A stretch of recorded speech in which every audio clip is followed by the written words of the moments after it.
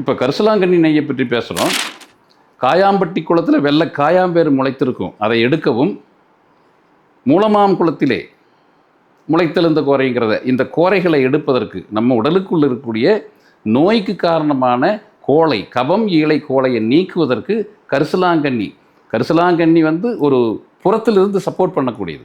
ஆனால் அகத்தில் அந்த கபத்தை எடுப்பதற்கு வாசி தான் பயன்படுத்தணும். வாசிங்கிற சுவாசக்காற்றை பயன்படுத்தி நம்முடைய உயிருக்கு போகிற பாதையில் இருக்கிற கபத்தை எல்லாம் எடுக்கணும். அதுதான் முறையான யோக நெறி.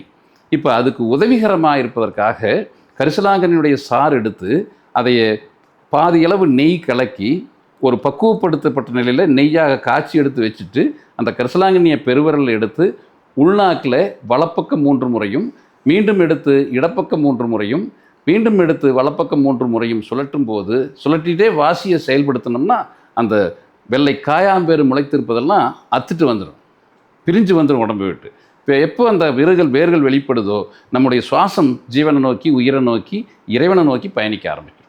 அதுக்காக அந்த கரிசலாங்கண்ணி நெய் என்பது நம்ம உடலில் இருக்கிற நோய்க்குண்டான கபத்தை எடுப்பதற்கும் நாம் உயிரோடு சென்று சேருவதற்கும் பயன்படக்கூடிய ஒரு அரிய பெரிய மருந்து.